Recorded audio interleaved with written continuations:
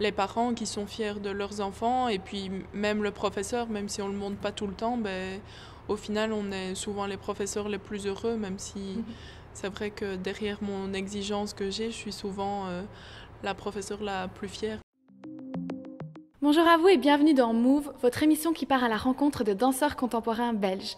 Aujourd'hui, on découvre Pauline Siquet. En réelle passionnée, elle enseigne dans une école de danse à Herpan. Donc bonjour Pauline, tout d'abord, qu'est-ce qui t'a poussée à entrer dans le milieu de la danse à 4 ans ?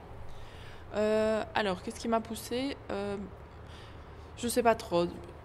J'ai commencé par faire de la danse et de la natation.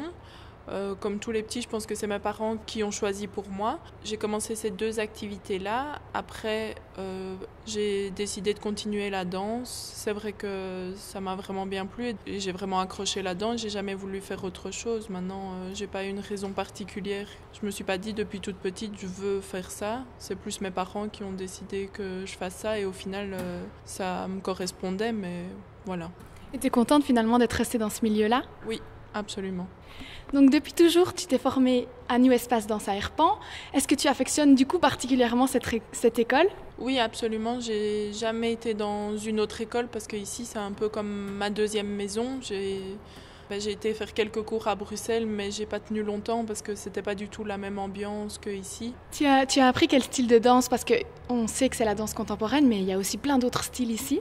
J'ai un peu fait tous les styles qu'il y avait ici. J'ai commencé par le baby jazz à l'âge de 4 ans. Après, j'ai fait le classique. Et après, j'ai vraiment fait tous les styles de danse qu'il y avait ici à l'école. Donc le hip-hop, le raga, le contemporain, le jazz. J'ai même fait des claquettes pendant 2 ans. Pas pendant longtemps. J'ai fait des pointes aussi pendant quelques années. T'as vraiment touché à tout en fait. Oui. Et on sait qu'il y a énormément de professionnels qui passent par cette école pour enseigner aux élèves. Il y en a qui t'ont marqué plus que d'autres parce qu'ils t'ont transmis un bagage artistique ou de l'inspiration. Je pense que tous les profs m'ont appris chacun à leur manière quelque chose et m'ont transmis quelque chose en particulier. Maintenant, les premiers à m'avoir transmis quelque chose, ce sont les directeurs. Maintenant, chaque professeur m'a apporté un bagage en particulier. Je veux dire, il y a des profs peut-être, oui, qui m'ont plus marqué, plus dans les anciens, comme Isabelle Becquet, Isabelle Germont-Pré, ou même Audrey Pascal. Maintenant, après, c'est vrai qu'on a eu pas mal de workshops extérieurs avec d'autres professeurs qui, du coup, même si on les voit qu'une journée ou même 1 ou 2 heures, t'apprennent plein de choses et du coup, te marquent même à vie, même si tu les vois qu'1 ou 2 heures sur toute ta vie au final. Très jeune, tu as décidé de devenir professeur. Pourquoi si jeune ? En fait, à l'âge déjà de 14 ans, Fabienne et Michael m'ont demandé de faire des remplacements quand des profs étaient absents ici à l'école. Et c'est vrai que les remplacements se sont bien passés. Et donc, à l'âge de 16 ans, ils m'ont proposé de donner des cours. J'ai commencé par donner 2 heures de cours les vendredis à des enfants.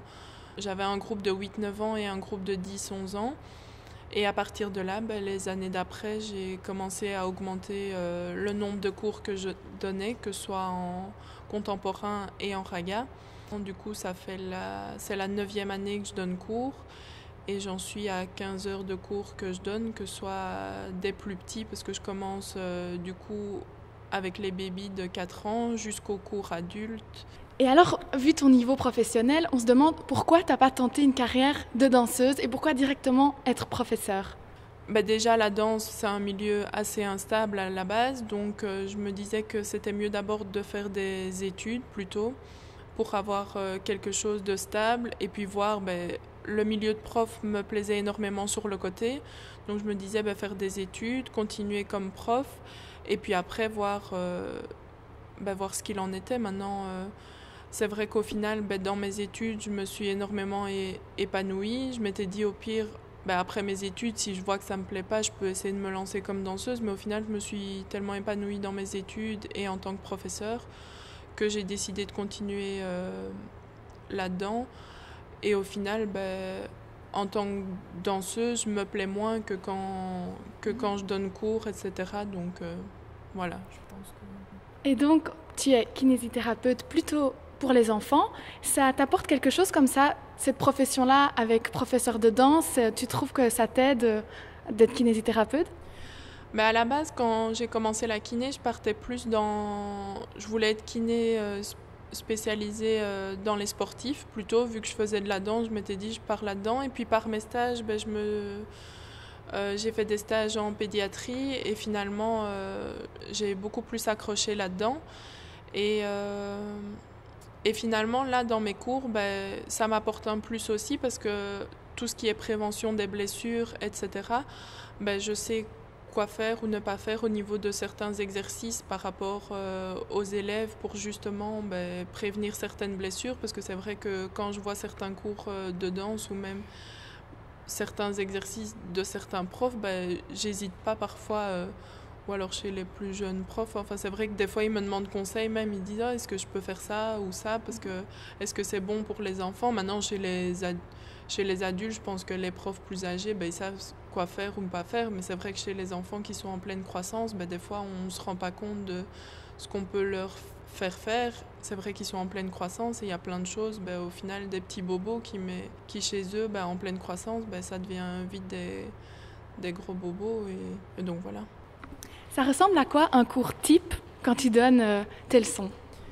D'abord on commence toujours par un échauffement qui est plutôt avec une partie cardio au début pour d'abord réchauffer vraiment bien les muscles. Après, on passe par une partie étirement.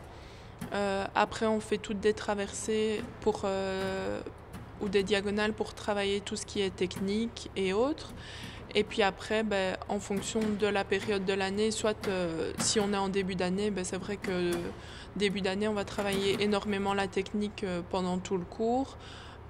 Sinon, si on est la deuxième partie de l'année, on va travailler évidemment la choré du spectacle, vu que deuxième partie de l'année dit mois de mai, mois de juin, chorégraphie pour le spectacle. Et donc, voilà. Comment tu définirais un petit peu ton style de danse, ta manière de te différencier des autres chorégraphes?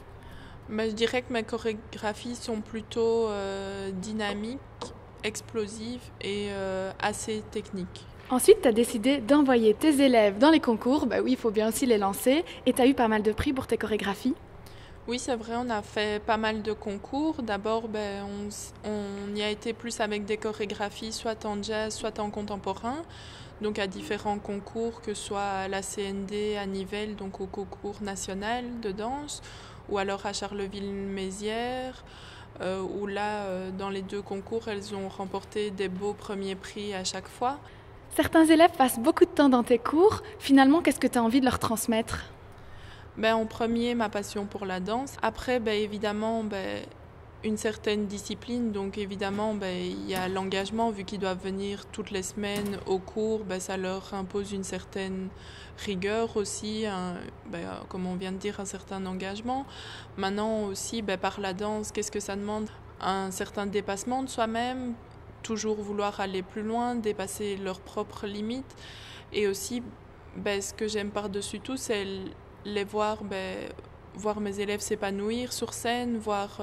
Tout ce qu'ils ont pu apprendre en un an et le montrer sur scène, c'est beau ça? Oui, et puis voir, oui, tout simplement le sourire sur leur visage, puis même du plus petit au plus grand, après voir les parents qui sont fiers de leurs enfants, et puis même le professeur, même si on ne le montre pas tout le temps, au final on est souvent les professeurs les plus heureux, même si c'est vrai que derrière mon exigence que j'ai, je suis souvent... la professeure la plus fière, même si je le cache bien, donc voilà.